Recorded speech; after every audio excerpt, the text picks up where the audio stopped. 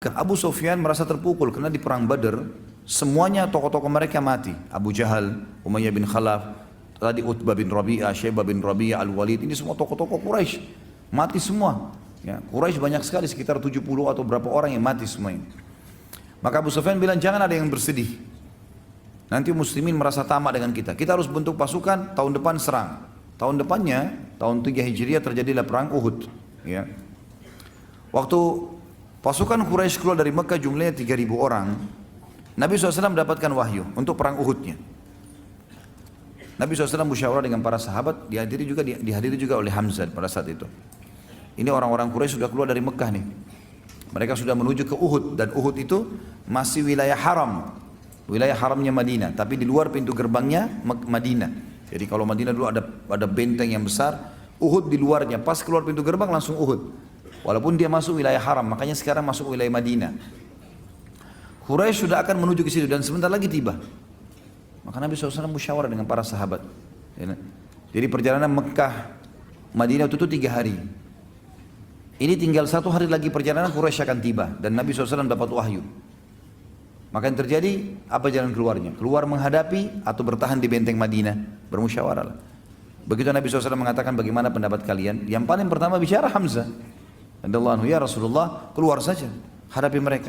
Apa yang harus kita takuti? Gitu. Ada beberapa orang di antara sahabat yang setuju dengan pendapat itu. Ada juga yang mengatakan tidak ya Rasulullah, kita bertahan saja di Madinah. Di antaranya yang banyak mau bertahan di Madinah pada saat itu adalah orang-orang munafik. Orang-orang munafik. Ya. Tentu ada di antara sahabat yang normal, artinya bukan munafik, tapi kebanyakan mendapat orang munafik ini. Nabi SAW sempat bilang, saya bermimpi semalam, saya melihat pedang saya bengkok, kemudian ada sapi yang disembelih, kemudian saya masuk ke sebuah benteng yang besar, yang saya berlindung padanya. Kata para sahabat, apa takwilnya ya Rasulullah? Kata Nabi SAW, kalau pedang bengkok ini berarti ada kerabat saya yang akan mati. Dan masalah sapi yang disembelih berarti ada sahabat saya yang meninggal dunia. Dan benteng yang kokoh adalah kota Madinah. Kata mereka, kalau begitu ya Rasulullah, bagaimana pendapat anda? Nabi lihat pendapat mayoritas keluar. Maka kata Nabi, baiklah kita keluar saja hadapi musuh, gak usah bertahan di benteng Madinah. Nabi SAW masuk ke dalam rumah beliau, lalu kemudian pakai baju perang, siap semuanya, suruh Aisyah siapin semua perbekalan. Begitu beliau keluar, rupanya para sahabat sempat diskusi, diantaranya Hamzah. Kayaknya kita sudah memaksa Nabi SAW keluar.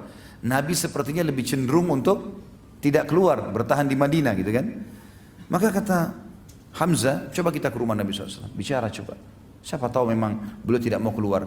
Tapi Nabi SAW pas Hamzah tiba di rumahnya Nabi sudah keluar. Di atas kuda, sudah pakai baju besi, sudah pakai perisai, pegang perisai pedang dan seterusnya. Maka kata mereka Hamzah dan teman-temannya, ya Rasulullah, kayaknya kami memaksakan anda keluar. Kalau anda mau tinggal di Madinah nggak masalah. Maka keluarlah hadis Nabi SAW yang mulia, tidak layak bagi seorang Nabi yang sudah pakai baju perang, masih punya pilihan ragu untuk tidak berperang melawan musuh. Kalau sudah pakai baju perang begini nggak ada ceritanya, nggak boleh lagi dibatalin, gitu kan? Tidak layak seorang nabi sudah mempersiapkan untuk perang lalu kemudian dia membatalkannya sampai Allah menunjukkan dia kayak menang atau musuhnya yang menang.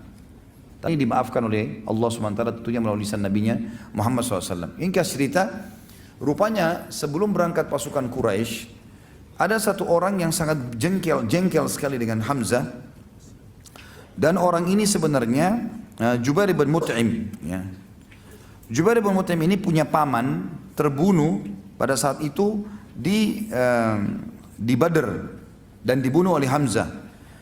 Maka dia berkata kepada budaknya yang bernama Wahsy, berangkatlah bersama orang-orang jika engkau membunuh Hamzah, paman Muhammad, demi membalas dendam pamanku yang bernama Thu'aimah bin Adi yang dibunuh oleh Hamzah, maka engkau akan merdeka. Waktu masih di Mekah. Dan kebetulan memang si Wahsy ini orang yang sangat mahir. Saking mahirnya dia melempar tombak sampai dikatakan dia bisa melempar tombak memasuki sebuah lubang besi yang diputar dengan kencang, gitu kan? Kemudian dia bisa melempar dan bisa masuk ke tengah-tengahnya tanpa harus memberhentikan goyangannya besi itu. Jadi saking cepatnya, jadi besi bulat diikat dengan tali kemudian diputarin dengan kencang. Itu sementara berputar dia bisa lempar tombak melewatin tengah-tengah lubangnya tanpa memberhentikan goyangnya lingkarannya besi itu. Jadi sangat luar biasa terampilnya. Maka dia mengatakan kau akan bebas. Kata Wahsy, Saya pun pada saat itu tidak berpikir apa-apa, masuk kancah peperangan kecuali harus bisa membunuh Hamzah. Karena saya bebas, saya nggak ingin berperang. Waktu Hindun binti Utbah, istrinya Abu Sufyan, ayahnya dia Utbah bin Rabi'ah yang terbunuh pada saat duel di Badr, gitu kan? Utbah ayahnya dia dibunuh oleh Hamzah karena waktu Utbah duel sama Ubaidah kan terluka. Lalu kemudian waktu Ubaidah diselamatkan oleh Hamzah dan Ali, Hamzah menusuk Utbah. Syaibah pamannya Hindun juga dibunuh oleh Hamzah. Al-Walid saudaranya dia dibunuh oleh Ali, gitu kan? Maka dua orang sini, ayah dan pamannya dibunuh oleh Hamzah. Maka dia pun memanggil Wahsy sambil mengatakan, "Hai Wahsy, selain majikanmu Jubair bin Mut'im yang akan menjanjikan kau bebasan, kamu lihat ini perhiasan saya." Dikeluarin satu kotak penuh perhiasan yang mahal sekali. Karena dia ratu Mekah. Ini semua jadi milikmu, asal kau bunuh Hamzah. Kata Wahsy pada saat itu, saya benar-benar cuma berpikir pada saat itu bagaimana saya bisa mendapatkan kebebasan dan mendapatkan harta ini. Itu saja yang saya pikirin. Di sini ada satu hal yang menarik. Penulis mengangkat dalam buku tentang masalah, coba kita dengarkan bagaimana Wahsy menceritakan pada saat itu.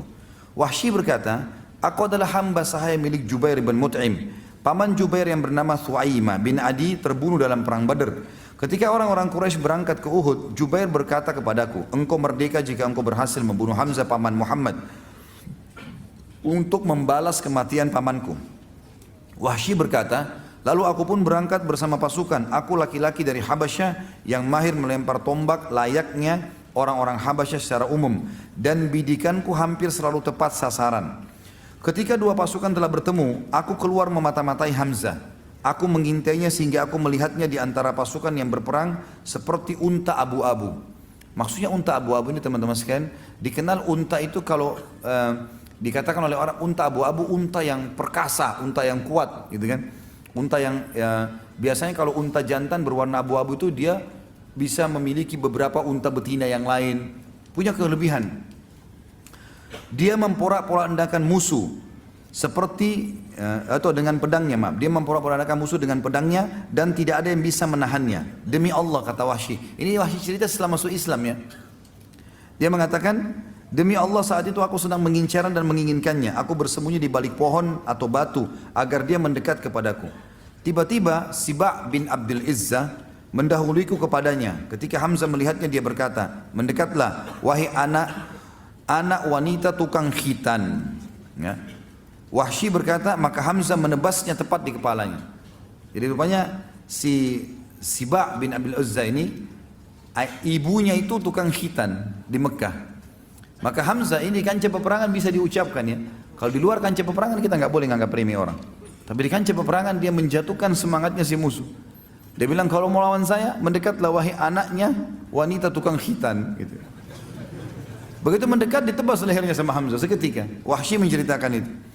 Dan itu tepat di depan matanya Wahsy. Wahsy melihatnya. Wahsy melanjutkan, lalu aku menyiapkan tombakku. Ketika yakin dia tepat sasaran, aku melemparkannya dengan kuat kepadanya. Tombak itu tepat bersarang di pusar perutnya sampai tembus ke balik tubuhnya.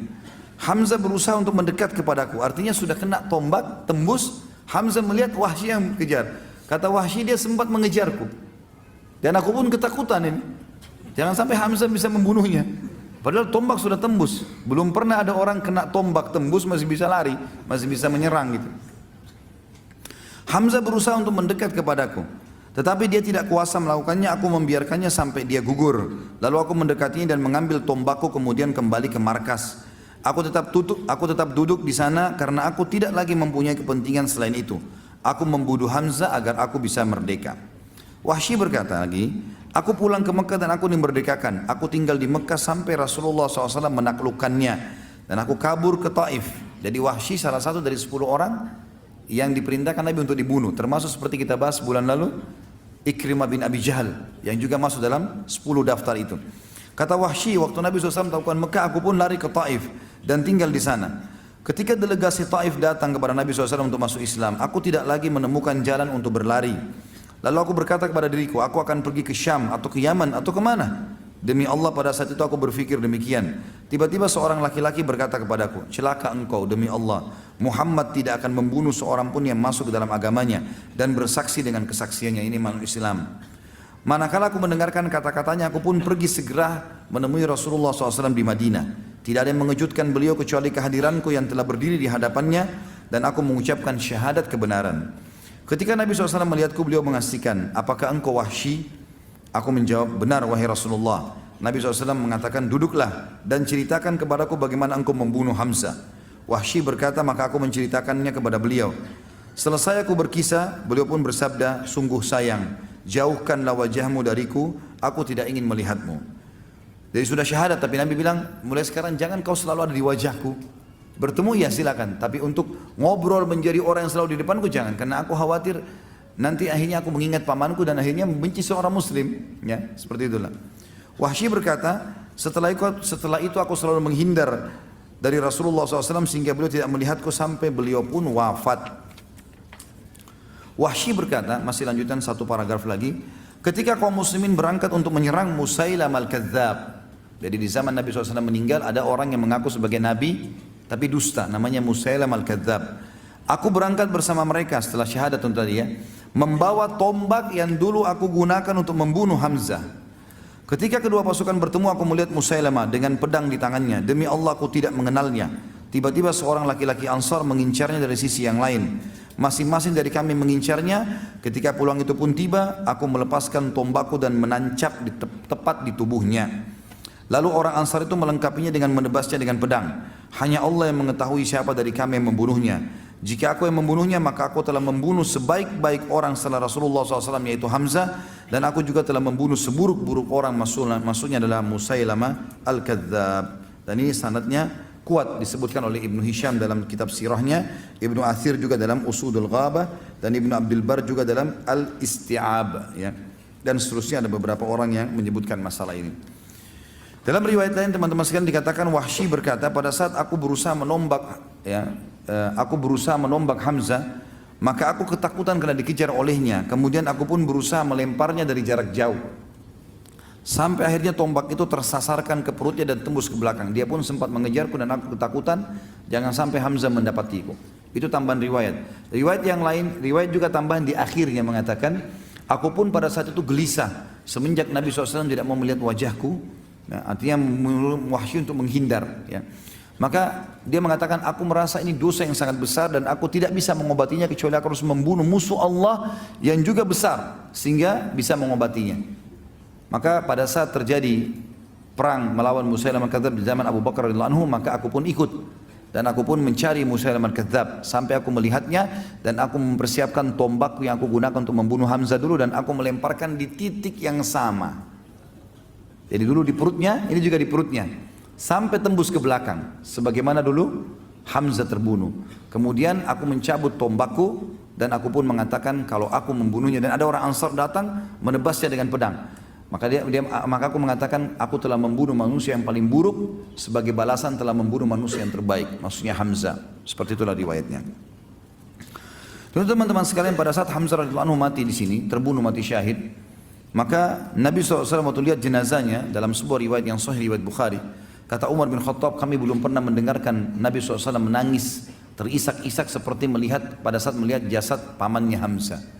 Ternyata muslimin terdesak pada saat perang sudah mulai banyak yang kalah, maka muslimin terdesak dan Nabi SAW kita tahu dipukul oleh Ibnu Qami'ah, ya. Sampai pelipis beliau berdarah alaihissalam, pipi beliau tertancap dengan besi, ya, sampai Abu Talha menarik dengan giginya, gitu kan. Talha bin Ubaidillah menarik dengan giginya, gitu kan, sampai giginya tanggal. Kemudian ada beberapa sahabat-sahabat yang membela Nabi SAW sampai akhirnya terdesak sekali karena pundak kanan dan pundak kiri Nabi dipukul oleh Ibnu Qami'ah. Ini sudah kita ceritakan pada saat menceritakan sahabat Nabi Mus'ab bin Umair radhiyallahu anhu. Ringkas cerita muslimin naik ke atas gunung dan akhirnya Abu Sufyan mengatakan terjadi. Tentu ada dialog di situ, tapi yang jelas kita ringkaskan saja. Kata Abu Sufyan, telah terjadi mutilasi di pasukan kalian dan itu bukan saya yang perintahkan. Saya tidak larang, saya juga tidak perintahkan. Maka jangan bawa-bawa ini kepada saya. Gitu. Ternyata memang Hindun pada saat mendengarkan, melihat Wahsy mengatakan, hai Wahsy, di kancah peperangan, apa kau berhasil membunuh Hamzah? Dia bilang, iya, berhasil. Kata Hindun, mana dia? Cari jasadnya, dicari jasadnya. gitu kan. Dan ditemukan Hamzah, ternyata dia meletakkan bulu burung merpati di baju besinya. Itu ciri khasnya beliau. Dan nanti dikenalnya Hamzah juga pada saat itu karena adanya bulu itu yang dipenuhi dengan darah. Maka Hamzah pun, Wahsy pun mengatakan itu sana, yang di dadanya ada bulu merpati. Hindun pun mendekat, lalu Hindun menyuruh agar hidungnya dipotong, radhiyallahu anhu. Kemudian juga dibelah dadanya dan dikeluarkan jantungnya. Ya, Hindun pun berusaha memakannya karena jengkelnya ayahnya dan pamannya terbunuh, tapi dia tidak mampu dan dia membuangnya. Jadi pemandangan yang sangat luar biasa.